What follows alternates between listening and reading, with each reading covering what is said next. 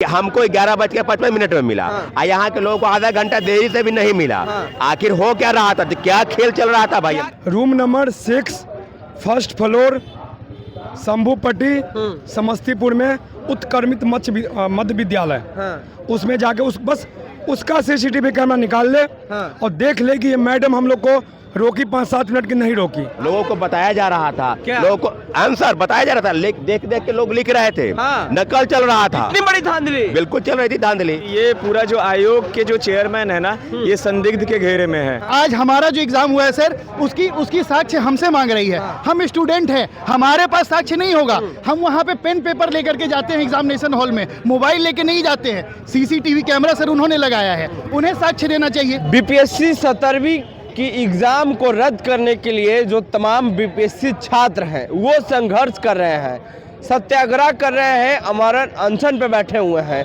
हमारे साथ बात करने के लिए वैसे ही छात्र हैं, छात्र नेता सौरभ भी मौजूद हैं। सौरभ, आप ये बताइए क्या है पूरा मामला, आप शुरू से रखिए। देखिए, सबसे पहले आपको धन्यवाद। ये जो लड़ाई है वो बीपीएससी द्वारा ही उपजाई लड़ाई है जी।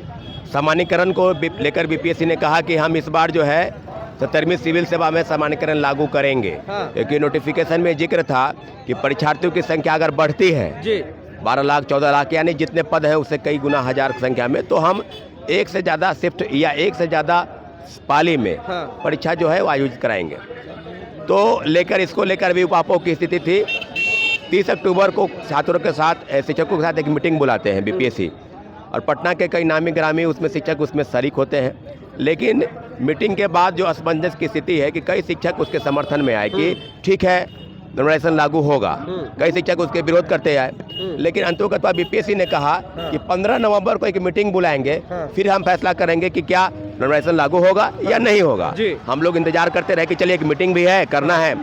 फिर मीटिंग नहीं बुलाई गई, हम लोग इंतजार करते रहे, नहीं बुलाई गई। उसके बाद क्या होता है, बीपीएससी ने एक नोट जारी किया कि जो जिले में है वहाँ पर 3 अलग अलग रंग के प्रश्न पत्र सेट जो है वो भेजे गए हैं।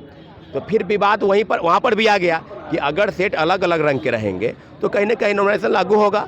तो बात लगातार हो रही थी कि आप एक प्रेस नोट जारी कर दीजिए, आप एक लिखित में आश्वासन दे दीजिए, लेकिन वो दे नहीं रहे थे कुछ। कहीं ना कहीं उनके मन में सवाल था कि शिक्षकों को कॉन्फिडेंस में ले लिए हैं तो छात्र तो मान ही जाएंगे, परीक्षा तो ले ही लेंगे, सामान्यकरण को लागू करवाना उनका पूरा उद्देश्य था।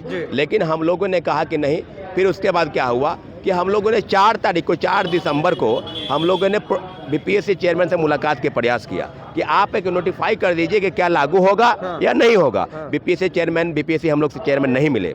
उसके बाद 6 तारीख को हम लोगों ने प्रोटेस्ट कॉल किया और प्रोटेस्ट शांतिपूर्वक था। आप लोगों ने भी देखा होगा कि बीपीएससी के पास हम लोग का प्रोटेस्ट था। काफ़ी प्रोटेस्ट के बाद लाठीचार्ज हुआ, सैकड़ों छात्र छात्राएं घायल हो, किन्हीं के हाथ में चोट लगा, किन्हीं के पैर टूट गया, कोई उधर भागे कोई इधर भागे। उसके बाद एक और प्रोटेस्ट गर्दनी बाग में, एक पैरेलल प्रोटेस्ट गर्दनी बाग में भी शुरू हुआ।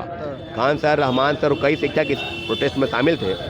हुआ क्या कि बीपीएससी नॉर्मलाइजेशन कब लागू करने का प्रयास कर रही थी। हमने कब कहा अरे भाई आप तो लागू कर ही रहे थे, आपने प्रेस नोट जारी क्यों नहीं कर दिया? अगर आप 4 को कर देते या 5 को कर देते तो हम लोग 6 को प्रोटेस्ट नहीं करते। अब ये एग्जाम रद्द का मामला क्या आ गया? बिल्कुल वही हम कह रहे हैं। 12,000 परीक्षार्थी बापू परिसर केंद्र में परीक्षा दे रहे हैं। ठीक है। निश्चित रूप से सब अभ्यर्थी जो बाहर निकले, इन्होंने कहा कि हमको 10 मिनट देरी से प्रश्न पत्र मिला, कोई लोग बोले कि हमको 12:30 बजे तक नहीं मिला, कई लोग बोले 12:45 तक नहीं मिला। तो वही हम पूछना चाहते हैं कि आखिर प्रश्न पत्र गया कहाँ, आखिर हो क्या रहा था वहाँ, क्या हो रहा था? वही बात है ना। तो आखिर जिस प्रकार से डीएम प्रदर्शनकारी छात्र पर थप्पड़ चलाते दिखे, तो मुझे लगता है कि आखिर व्यवस्था इस प्रकार से बनी ही गई है। आखिर हमको 11:55 में मिला, यहाँ के लोगों को आधा घंटा देरी से भी नहीं मिला। आखिर हो क्या रहा था, क्या खेल चल रहा था भाई? क्या अंदर खेल हुआ था? पूरा खेल चल रहा था। लोगों को बताया जा रहा था, लोगों को आंसर बताया जा रहा था, देख देख के लोग लिख रहे थे। नकल चल रहा था, इतनी बड़ी धांधली। बिल्कुल चल रही थी धांधली। और छात्र अभ्यर्थी कई लोगों को ये नहीं मिला कि आखिर क्या करना है। उनको लिया तक नहीं गया एडमिट कार्ड दोबारा से जो लेना है बीपीएससी को। तो निश्चित रूप से जो धांधली चल रही थी, बीपीएससी ने जारी किया प्रेस नोट कि हम जो है दोबारा हम परीक्षा लेने में असमर्थ थे, हम परीक्षा ठीक ढंग से नहीं करवा पाए, इसलिए हम जो है बीपीएससी बापू परिसर केंद्र की जो परीक्षा है दोबारा जो है 4 जनवरी को आयोजित कराएंगे। और 4 जनवरी को आयोजित कराएंगे। उसके बाद की जो स्थिति तैयार हुई कि आखिर 12,000 परीक्षार्थियों की बात नहीं है, बात जो है छोटे छोटे 2-3 जिले, शिवहर, सुपौल या इस तरह के छोटे जिले जो है, वहाँ पर परीक्षा, अगर उनके परीक्षार्थियों की संख्या और बापू परिसर केंद्र में परीक्षार्थियों की संख्या दोनों समान है। मेरे परीक्षा केंद्र में 360 लोग थे। आप समझ लीजिए कि किस तरह की व्यवस्था बनाई गई है। तो 12,000 परीक्षार्थियों का सवाल नहीं है, सवाल 4,80,000 परीक्षार्थी है जिनके दिमाग में एक सवाल है कि कहीं नॉर्मलाइजेशन तो नहीं लागू होगा, एन के प्रकार कहीं लागू करने का प्रयास तो नहीं। आप लोग फिर से एग्जाम करवाना चाहते हैं? हाँ, हम लोग री एग्जाम। चलिए, ये हम लोग की डिमांड। क्या नाम है आपका? मेरा नाम रितेश कुमार है। कहाँ आप एग्जाम दिए थे? देखिए, ये मेरा सेंटर है। कहाँ? शंभू पट्टी, समस्तीपुर। समस्तीपुर। जी। क्या दिक्कत हुई? वहाँ पे दिक्कत ये हुई, हाँ। जो एक ही बेंच है ना, हाँ। एक बेंच पे सेम सेट ऑफ पेपर था। हाँ। जैसे कि मान लीजिए कि हाँ, इधर है जी। जैसे कि मान लीजिए कि ई सीरीज है। हाँ। जैसे मान लीजिए बेंच है, एक बेंच पे 2 लोग बैठे हुए थे। हाँ। तो ये भी ई सीरीज, बगल में भी ई सीरीज, हाँ। आगे वाला भी एफ सीरीज, बगल में भी एफ सीरीज, मतलब एक ही बेंच पे सेम सीरीज का पेपर बांटा जा रहा था। तो जब सबके पास पेपर चला गया, अब सारे विद्यार्थी हल्ला करने लगे कि भैया ये क्या चल रहा है, सेम का सेम पेपर आ रहा है। ठीक है, तो जब हल्ला किए ना, तो मैडम बोली कि रुक जाइए, जो यहाँ का ऑर्गेनाइजर है मैं उनसे पूछ के आती हूँ। वो गए पूछने के लिए, हम लोग तब तक वेट किए। जब वो पूछ के आए तो उस समय 12:07 हो रहा था। 12:07 में वो आके बोली कि आप लोग है ना, यही पेपर में एग्जाम दे दीजिए, कोई बात नहीं है। मतलब धांधली समस्तीपुर में भी हुआ? तो कैसे धांधली नहीं हुआ ये बताइए? एक ही डेस्क पे हाँ। सेम सेट ऑफ पेपर कैसे हो सकता है? 2 सेम था। हाँ, same he set of paper था। सेम सेट था। हाँ, जैसे ई सीरीज है तो ई सीरीज, एफ सीरीज है तो एफ सीरीज। और आपको मैं ये कह रहा हूँ प्रमाणित के साथ कि अगर मैं आपको रूम नंबर तक बताता हूँ। हाँ। Room number 6, first floor, Shambhu पट्टी, समस्तीपुर में उत्कर्मित मध्य विद्यालय। हाँ। उसमें जाके बस उसका CCTV कैमरा निकाल ले। हाँ। और देख ले कि ये मैडम हम लोग को रोकी 5-7 मिनट की नहीं रोकी। आप लोग क्या चाहते हैं? हम लोग बस यही चाहते हैं कि री एग्ज़ाम उसके द्वारा, आयोग के द्वारा करवाया जाए। वहाँ अगर आयोग ये बोल रहा है कि प्रूफ लाने के लिए, हाँ। तो बस एक जगह का प्रूफ निकाल ले। अगर नहीं होगा, अगर हम लोग गलत होंगे तो हम लोग जेल जाने के लिए तैयार है। जेल जाने के लिए तैयार है? अगर हम लोग गलत निकलेंगे तो जेल जाएंगे। हाँ। अगर आयोग का गलती पकड़ा जाता है, हाँ। तो हम लोग को री एग्जाम दे, हाँ। और इस्तीफा दे, बिहार से बाहर जाए वो। चलिए, क्या नाम हुआ आपका? मेरा अजय नाम है। क्या मांग है आप लोग का? हमारा री एग्जाम का मुद्दा है, री एग्जाम चाहते हैं जी जी। री एग्जाम चाहते री हैं? एग्जाम एट एनी कॉस्ट, वो फाइनल डिमांड है। क्योंकि ये पूरा जो आयोग के जो चेयरमैन है ना, ये संदिग्ध के घेरे में है। हाँ। हम लोगों को पूरा हर मतलब 19 सितंबर को ये इन्होंने पहला प्रेस कॉन्फ्रेंस किया था 70वीं BPSC पे, और वहाँ से लेकर के आज तक इनका पूरा संदेह के ही घेरे में है। ये ऐसे ये गोल गोल घुमा रहे हैं। आप लोग री एग्जाम चाहते री हैं? एग्जाम हमारा आप फाइनल लोग भी है। री एग्जाम चाहते हैं? बिल्कुल बिल्कुल। क्या मामला है?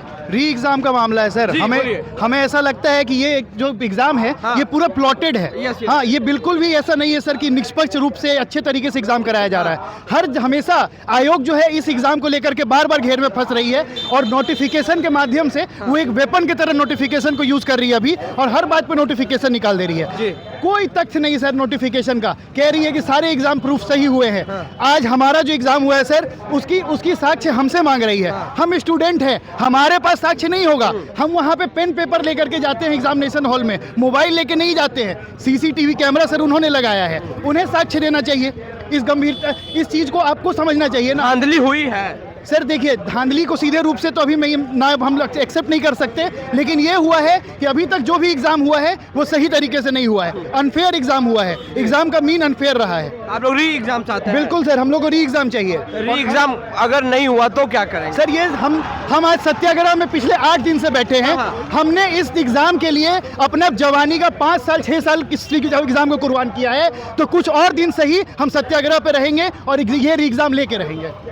चलिए, कुछ दिन और ही सही, लेकिन री एग्जाम होकर ही रहेगा। BPSC अभ्यर्थी से हम बात कर रहे थे जो BPSC 17वीं का एग्ज़ाम दिए हैं। छात्रों का कहना है कि हमारी एग्ज़ाम ठीक से नहीं हुई और एग्ज़ाम में धांधली भी हुआ है, इसलिए हम लोग चाहते हैं कि एग्ज़ाम फिर से हो, क्योंकि छात्र अभी भी परेशानी में है। उनको लग रहा है कि हमारी जो रिजल्ट है वो कहीं ना कहीं गड़बड़ी हो जाएगा, इसलिए गड़बड़ हो जाएगी, इसलिए इन लोग फिर से एग्ज़ाम चाहते हैं। पिछले 8 दिनों से पटना के गर्दनी बाग में धरना स्थल पे जो बीपीएससी छात्र हैं वो सत्याग्रह पे बैठे हुए हैं। बहरहाल हमारी बातचीत में आपकी क्या राय है, प्रतिक्रिया देने चाहिए कमेंट बॉक्स में। फेसबुक को देख रहे वीडियो को शेयर कर लें, यूट्यूब पे देख रहे हमारे चैनल को सब्सक्राइब कर लें। धन्यवाद।